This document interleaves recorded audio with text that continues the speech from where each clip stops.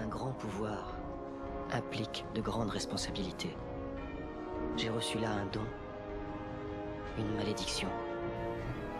Qui je suis? Je suis Spider. Je déteste les araignées. En parlant d'araignées, celui-là était plutôt bas de plafond. Hein? C'est pas le bon film? Oh, autant pour moi. Il n'empêche que j'ai des choses à dire dessus. J'ai remarqué que la plupart des défauts de ce film viennent surtout d'un sévère manque de couilles chez la production, car celle-ci voudrait remettre à zéro la franchise tout en essayant de ne pas répéter ce qu'avait fait la première trilogie. D'où des choix scénaristiques se résumant du développement bâclé au niveau des personnages et des situations familières pour donner vite de l'inédit. Étant déçu par ce film qui était un produit de consommation sans grande saveur, j'ai décidé de revenir aux bases de la saga.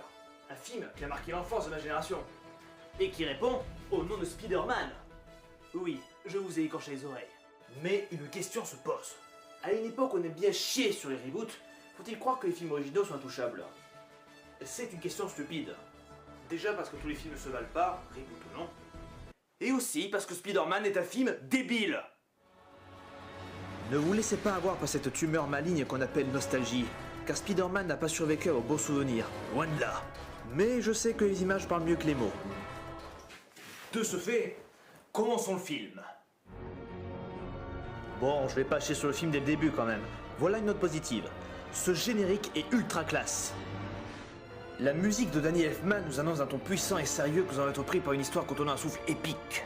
Et pour finir, c'est réalisé par Sam Raimi, un vrai fan de bande dessinée qui démontre sa passion par une mise en scène très graphique et haute en couleurs. Tout est parti pour qu'on voit quelque chose de bien, n'est-ce pas? N'est-ce pas? Qui je suis? Vous êtes sûr que vous voulez le savoir? Non, je ne crois pas, non. L'histoire de ma vie n'est pas faite pour les âmes sensibles.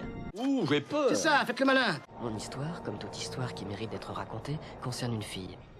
Cette fille, la voisine idéale, Mary Jane Watson. Et voici notre héros, le classique personnage d'un télo qui est victimisé par tout le monde.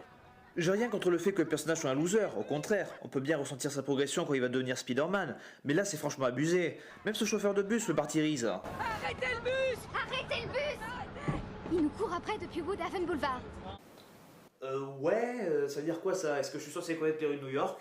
C'est parce que je suis français, c'est ça? Cette place est prise. C'est le prix. Je crois que je me suis trompé de bus. Alors le bus arrive à l'Institut Columbia, haha, humour référentiel, et pendant que Peter nous montre qu'il est une merde à la vie, arrive ensuite une voiture noire. Avec à l'intérieur, Harry Osborn et son père Norman, qui est joué par Willem Dafoe. Willem Dafoe qui joue soit un type chelou ou un type chelou. Vite. Couille. Dans l'Institut Columbia, bien naturellement, on y expose des araignées, dans une scène qui expose aussi l'exposition des futurs pouvoirs de Peter. Exposition! Peter décide de laisser parler ses couilles et prend en photo Mary Jane. Où tu veux que je me mette? De ce côté? Oui. Ouais, prends-la en photo à côté des araignées dégueulasses. C'est quoi cette tronche? C'est parfait. Je suis belle mais timide. Peter se fait éventuellement piquer par une araignée mutante. Pendant ce temps, dans un studio de Power Rangers, oh, je veux dire à Oscorp, Norman Osborn se fait engueuler par le professeur Xavier sorti de X-Men et un militaire sortant tout droit de G.I. Joe parce que son projet de sérum qui rend surhumain est instable. Je pense qu'il faut totalement remanier la formule. Remanier la formule. Peter nous fait un trip hallucinogène. Il faut croire que Johnny Depp a réussi à le convaincre à prendre de l'éther finalement. Un petit peu d'éther. Quoi? Pendant ce temps, Norman, pressé de rendre son expérience dans les temps, utilise le sérum sur lui-même parce qu'il est un peu con. Je dois boire mon sérum de manière dramatique.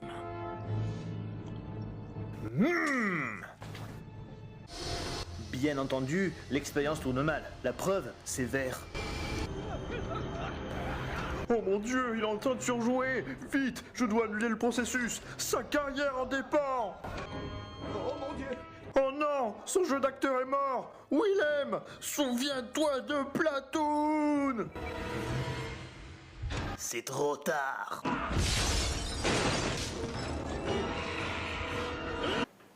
Qu'est-ce que je viens de voir? Encore.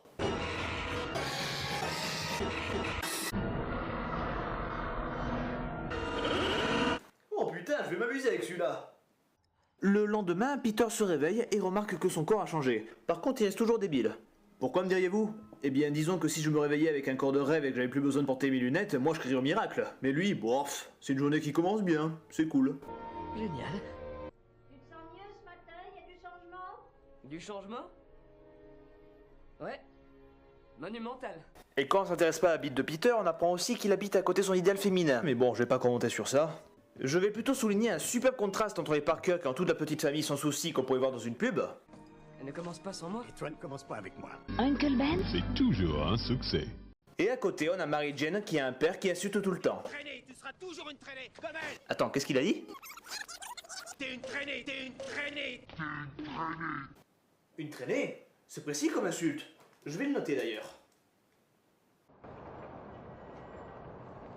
Bonjour MJ. MJ.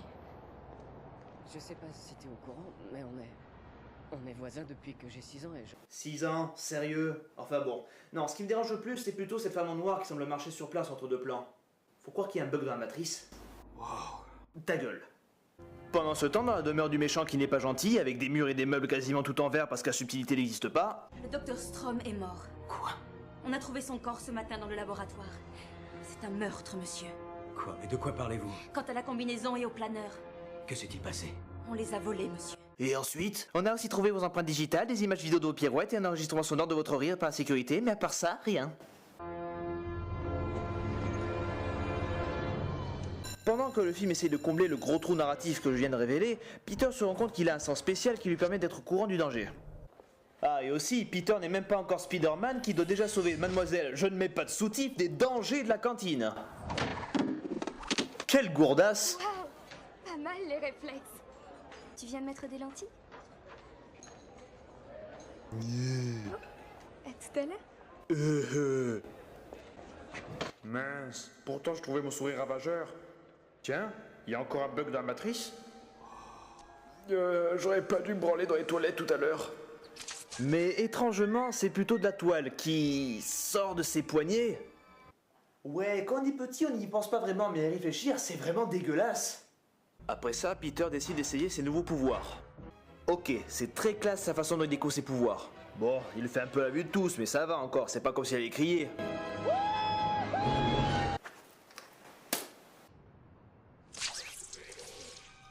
Oh, dégueulasse! Ah, mais arrêtez de montrer ça, c'est malsain! Et visiblement, l'adrénaline a eu raison de l'instinct de survie de Peter, car il décide de mettre à l'épreuve son éjac... sa toile à l'épreuve en commençant direct par quelque chose qui pourrait le tuer.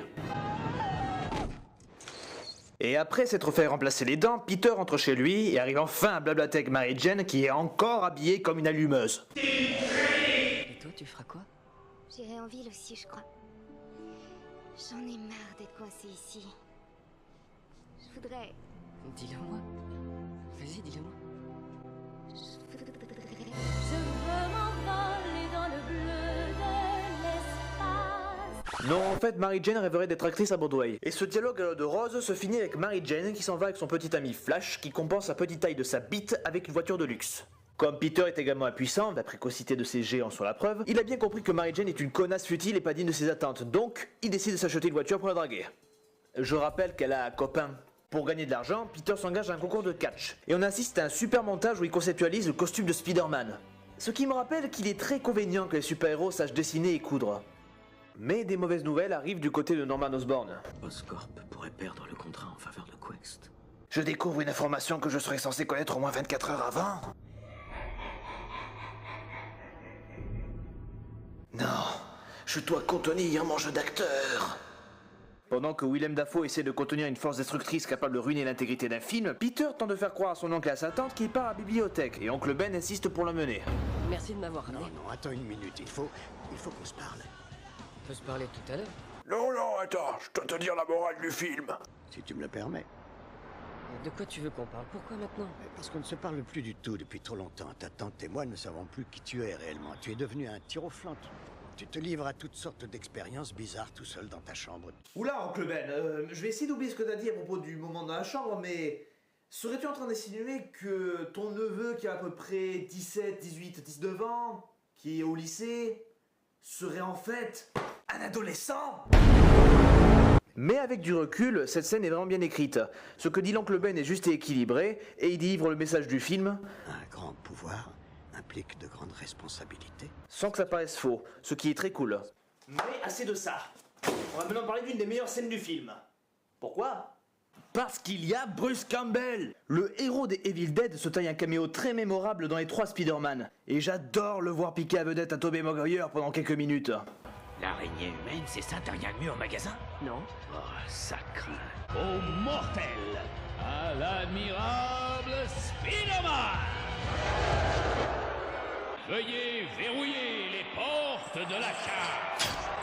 Hé les gars, normalement je suis dans Kick-Ass moi. Changez-moi de film. Hé, t'es un fantôme? Tu peux plus aller nulle part. Pendant 3 minutes, t'es ma marionnette. Bien entendu, Peter lui fout une tarte monumentale et arrive à avoir une tronche de demeuré avec seulement ses yeux. Il ne reçoit que 100 $ sur les 3000 qui étaient promis pour le combat parce que le patron est un connard. J'ai pas bien compris en quoi c'était mon problème. Peter s'en va pendant qu'un connard dévalise l'autre connard et n'intervient pas pour arrêter le connard qui s'en va avec l'argent. Connard. Maintenant, il va se casser avec mon fric. J'ai pas bien compris en quoi c'était mon problème. J'adore sa réaction. C'est du genre « Ouh, toi t'es un connard comme moi, je te respecte ». Peter, fier de sa répartie, s'en va. Puis il apprend que son oncle Ben s'est fait tuer. Une scène qui aurait pu être touchante si la tronche de Tobey Maguire n'était pas aussi drôle à regarder quand il pleurniche. Surtout quand il passe de l'émotion triste à colère.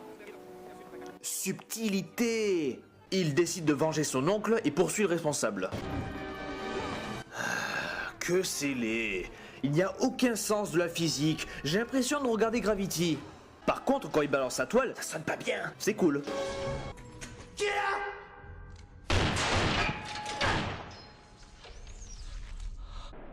Où es-tu? Ici. Oh, tu peux te défouler sur lui, Peter, mais ça filme tout public, hein. Y a rien qui le fera saigner, pas même les bouts de verre. Par un tour du destin, l'assassin de l'oncle Ben est en fait le connard de tout à l'heure. Bon, à part ça, le connard meurt accidentellement parce que Peter ne peut pas se salir les mains. Puis il s'en va pleurer sur une gargouille. Copieur. Du côté des militaires, l'échéance des essais arrive à son terme et la firme concurrente à Oscorp est choisie. Que faites-vous de vos engagements vis-à-vis d'Oscorp? En fait, rien ne me ferait plus plaisir que de mettre Norman Osborn au chômage. Bah pourquoi donc, monsieur? Je sais pas, j'aime pas le verre.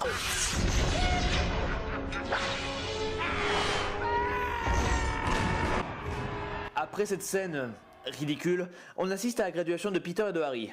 On peut voir que Mary Jane largue Flash, sûrement parce qu'elle a vu qu'il a une petite bite, ce que Flash lui répond par... En rentrant chez lui, Peter exprime ses regrets à sa tante vis-à-vis de sa connerie envers son oncle. Ne crains pas de le décevoir. Trop tard.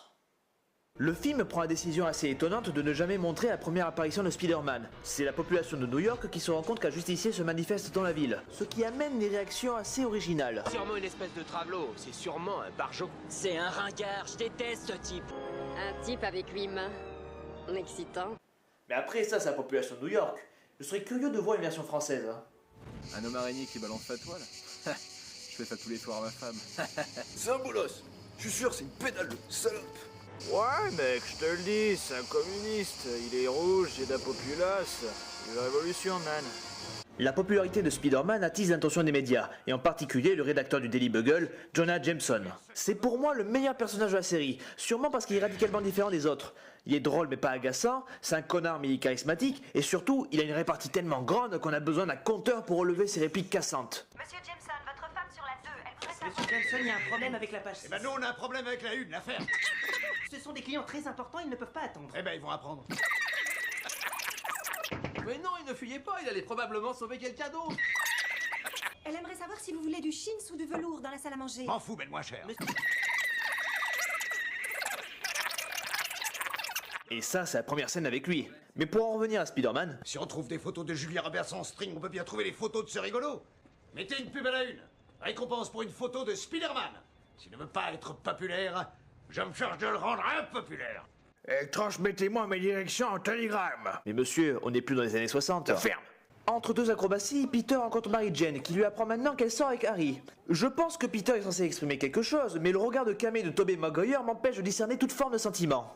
Ce que j'aime bien dans cette scène, c'est que les gens de l'autre côté de la rue doivent voir ça d'une autre manière, parce que Mary Jane porte un impair.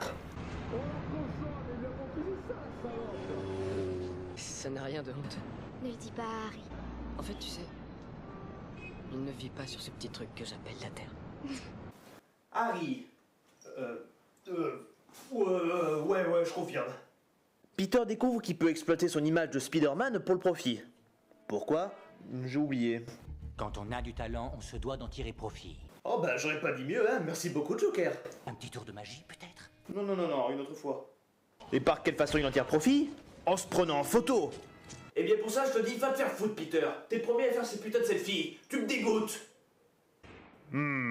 Ces photos sont nettes, parfaitement cadrées, prises dans des situations extrêmement compliquées, voire carrément impossibles à une échelle humaine.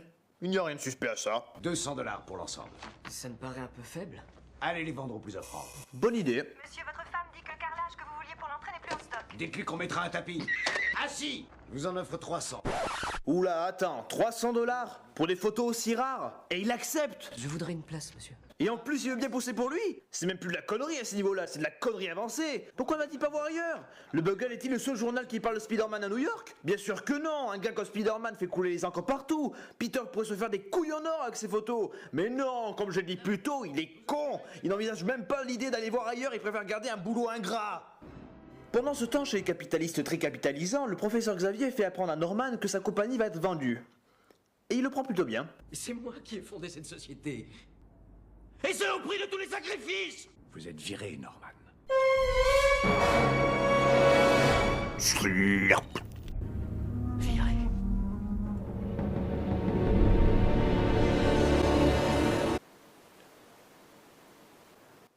Vous allez bien, Norman? Parce que vous souriez étrangement pour quelqu'un qui vient de se faire virer. Hein?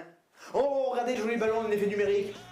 C'est dans ce festival de mocheté numérique et musicale que Harry peut voir à quel point Mary Jane est une femme formidable. Oui, une femme formidable. Peter est alerté par le script, oui parce que le sens d'araignée, hein, c'est du pipeau, qu'un danger arrive. Au milieu de ce chaos, Peter décide de se prendre pour Superman et montre clairement son costume à la vue de tous. Virez, vous croyez? Oh nom de Dieu, qu'est-ce que c'est que ça? Je vous rappelle que c'est Sam Raimi qui a fait ce film. Sam Raimi, le mec qui a fait ça.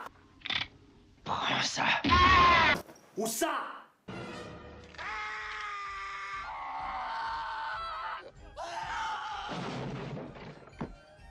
Prends-le. Prends ce putain d'éléphant. Vous la sentez bien, la liberté de mise en scène? Et encore, ça n'était qu'un avant-goût, car le voilà. Bonjour, ma chérie. C'est ça le méchant. C'est ça le méchant. Vous vous foutez de moi? Putain, le mec ressemble à un méchant de Power Rangers. Non, je retire ce que j'ai dit. Je suis certain qu'il y a de ça. Mais heureusement, notre fidèle serviteur l'araignée, lui aussi dégoûté d'avoir un adversaire aussi ridicule, vient à la rescousse. Reste pas là, petit. T'es très con. Déjà, je ne sais pas ce qui te subjugue pour rester planté là, mais ça doit être vraiment passionnant. J'aime les boules. Enfin bref, Spider-Man sauve le petit con et... Oh putain, je veux plus voir ta tête!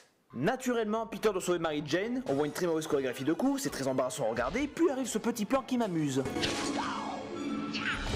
Oh! Comédie! On se reverra! Spider-Man! Voilà. Mais qui êtes-vous? Vous savez qui je suis. Je le sais. Mais oui, tu le sais, connasse! C'est la voix du type pas rassurant qui t'agrippe tous les jours! Je pense bien que tu prends pas en considération les gens qui éprouvent une forme d'affection pour toi. Mais de là à pas reconnaître leur voix, c'est être plus sourdingue que le professeur Tournesol! Et maintenant, Marie-Jeanne en pince pour Spider-Man. Elle n'hésite même pas à le confier à Harry, qui est aussi déconcerté que n'importe quel homme engagé dans une relation pourrait l'être. Elle va bien, elle est seulement secouée. Ouais, je l'ai bien secoué tout à l'heure. C'était quoi cette chose? Je sais pas. Mais quoi que ça puisse être, il faut l'arrêter à tout prix. Ça a plus de sens que ça en devrait. Mais je te soutiens de tout mon cœur, Peter. Ça te barbera, tu ne sais pas pourquoi.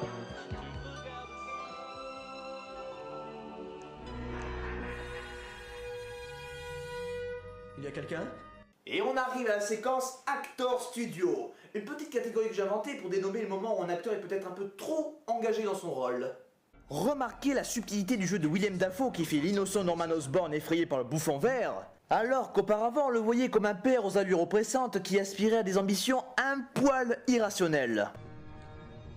un seul être au monde. Et de taille à nous vaincre.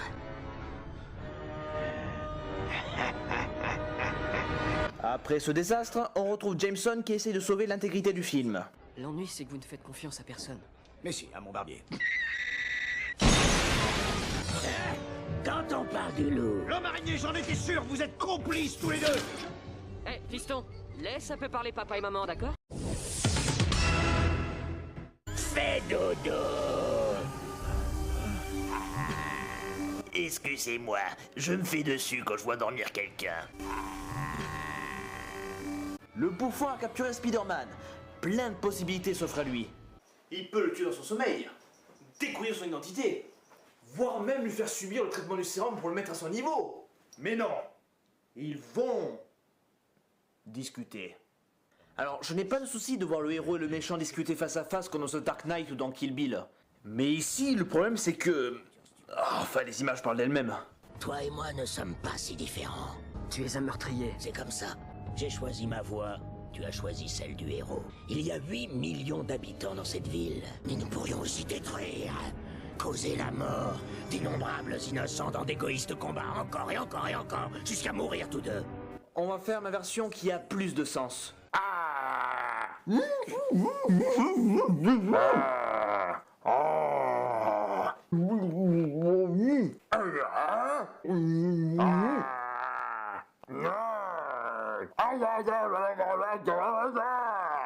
Au milieu de ce carnaval du rire, le bouffon fait remarquer à Spider-Man que la population de New York pourrait finir par le redouter et le rejeter. Donc, il lui propose de se rallier à lui. Mais au lieu de développer le conflit, intéressons-nous plutôt à la romance entre Peter et Mary Jane. Bla bla bla, je te drague. Bla bla, je suis avec Harry. Bla bla, je suis triste. Bla bla, tu m'aimes? Bla bla, je sais pas. Il faut que je file, Caïd. Est-ce qu'on vient de parler de moi? Hein? Non, le caïd, c'est... Parce que Spider-Man et moi, on pourrait se friter un bon coup si tu vois ce que je veux dire. Non, non, non, non, casse-toi, t'es qu'une blague facile. Je reviendrai. Bien entendu, Mary Jane est encore en danger et à ce point-là, même Lois Lane trouverait ça bidon. Écoutez, bande de pervers, cette fille je la poursuis depuis plus longtemps que vous, alors touchez votre cul.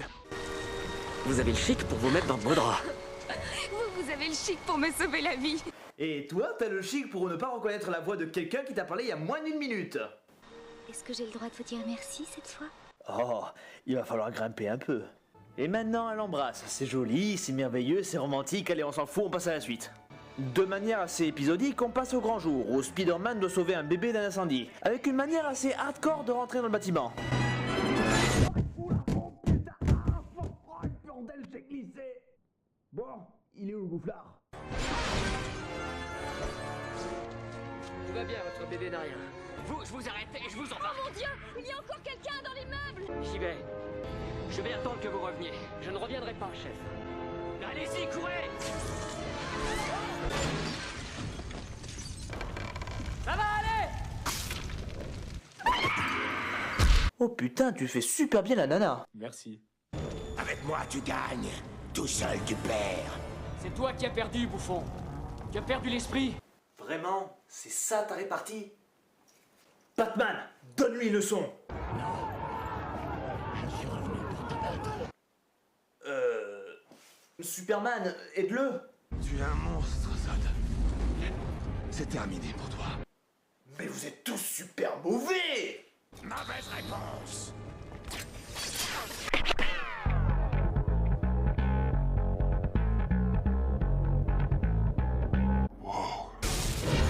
Après avoir pété un bon coup, Peter décide de s'enfuir pour une raison qui m'échappe. Je devrais arrêter le LSD. Et c'est moi, bonsoir. Ah, tu es là. Oh, je suis en retard, c'est la jungle. Non, je suis désolé si William Dafoe fait vraiment cette tête quand il est chaleureux, mais je crois que ce genre de tronche peut gâcher une soirée. Salut mon vieux, ça va? Ouais, ça va, et toi? Mais oui, je pète la forme. De toute façon, cette scène est embarrassante. Il n'y a qu'à voir cet échange. Je vous en prie, à vous l'honneur.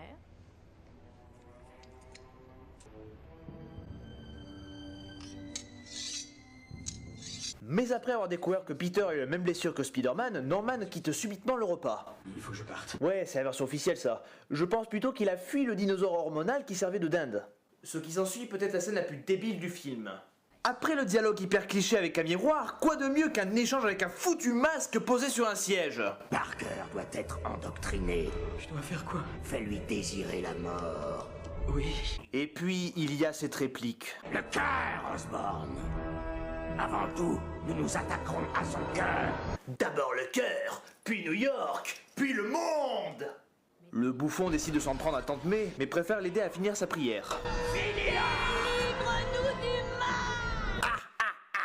C'est rigolo parce que je ressemble à un diable. Oh, ces yeux, ces horribles yeux jaunes! Ce costume était tellement mal fait. Peter réalise que le bouffon connaît son identité, et ça ne le fait pas du tout tilter que Norman ait réagi brusquement au fait qu'il était blessé avant de venir la veille, mais bon, c'est Peter, hein, il est con, point. Mary Jane passe rendre visite, et on continue cette éternelle discussion. Le problème, c'est que j'aime quelqu'un d'autre. C'est vrai? T'as fait ça pendant tout le film, c'est pas un scoop. Bien sûr, elle parle de Spider-Man, ce qui permet à Peter de jouer le grand jeu du mytho. Est-ce qu'il t'a parlé de moi? Ah oui.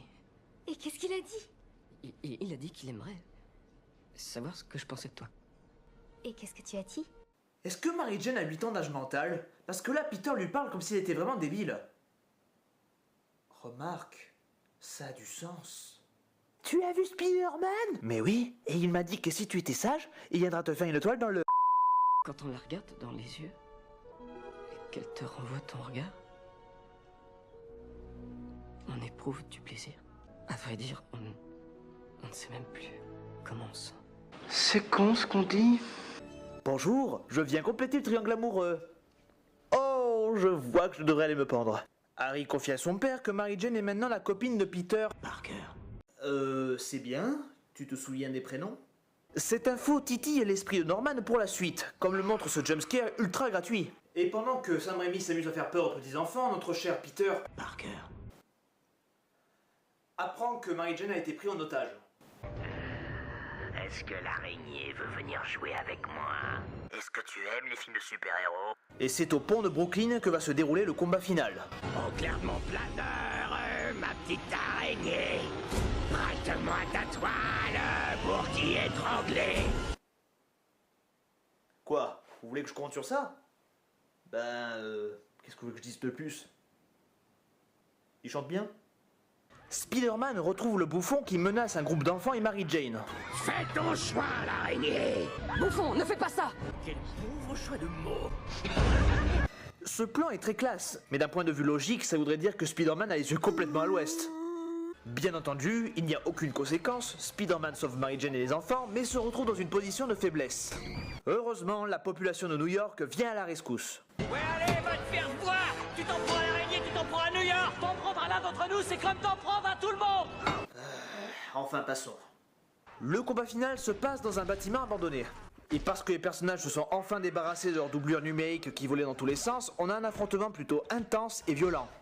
Malheureusement, il faut qu'ils parlent encore. Tu as tissé ta dernière toile, l'araignée. Mais tu m'as tellement mis en pétard. MJ et moi, on va s'éclater, ça va être mortel. Mais grâce au pouvoir de l'érection, Spider-Man reprend ses forces. Peter, arrête. Peter, c'est moi. Peter. Monsieur Osborn. Ok, j'arrête de jouer avec le montage. Norman essaye de faire croire à Peter... Parker.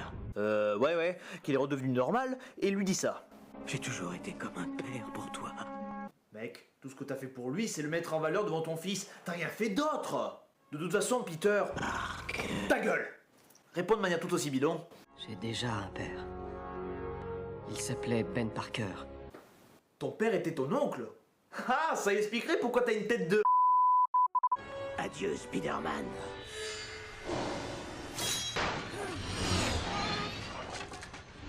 Oh. Quoi? Ce plan me fascine. Déjà parce qu'il ruine le rythme du montage en faisant une pause au beau milieu d'une action. Mais en plus, on dirait que ça a été placé là de manière satirique. C'est comme si Willem Dafoe apprenait 5 minutes avant comment son perso allait mourir et qu'on le filmait à ce moment-là. Ou alors on a laissé la caméra allumée entre deux prises et on a regardé la réaction de Willem Dafoe à quoi que ce soit. Willem, ta femme vient de m'appeler. Elle m'a dit qu'elle divorce. Willem, la production a décidé de baisser ton salaire. Oh. Willem, regarde ta tronche. Oh. Quoi qu'il en soit, j'adore ce truc. Peter, ne dis rien à Harry. Que tu es un connard oppressant, un scientifique irrationnel et irresponsable ou un débile en costume d'Halloween? Oui. Spider-Man ramène le corps de Norman chez lui, et comme son sens d'araignée ne marche pas, Harry se pointe au mauvais moment. Et au lieu de simplement dire à Harry qu'il ne l'a pas tué, Peter... Ah bah tiens, il ne dit plus rien. Peter se sauve et laisse Harry interpréter ça comme un meurtre de sang-froid. Je jure sur la tombe de mon père que l'homme araignée le paiera. Et il a payé cher. Après cela, Mary Jane confie à Peter qu'elle l'aime. Mais je pense qu'il faut prendre ça avec des pincettes, vu qu'elle a sa propre conception de l'amour. Et après tous les efforts incroyables de Peter pour attirer son attention, qu'elle devienne proche de lui et qu'elle finisse même par l'aimer, il décide de l'envoyer paître. Je peux pas. Je dois vous rappeler que son oncle est mort parce qu'il voulait s'acheter une voiture pour la draguer. Et qu'est-ce qu'il dit, ce débile? Je serai toujours ton meilleur ami. Remarque, elle l'a pas volé, mais l'argument de Peter est bidon. Parce que je veux bien qu'il ait trop peur qu'elle soit en danger à ses côtés, mais quoi qu'il arrive, elle est toujours en danger. Rien que dans ce film, Peter la sauve 4 fois. Je serai toujours là pour veiller sur toi. Et c'est ainsi que finit Spider-Man. Que peut-on dire au final? On peut dire que ça a franchement mal vieilli. Les effets spéciaux sont moisis, le casting est discutable et l'écriture des dialogues est crispante. Il y a un vrai problème identitaire entre vouloir raconter une histoire symbolisant le passage à l'âge adulte et le bête film d'action à consommer comme du popcorn. Et pourtant, qu'est-ce que c'est fun! C'est le genre de film qu'on regarde en soirée avec des potes où chacun échange une connerie inspirée par ce qu'on voit à l'écran. C'est un plaisir coupable, certes, mais c'est un plaisir. Et c'est ça le plus important. Sur ce, je vous laisse. J'ai rendez-vous avec la justice.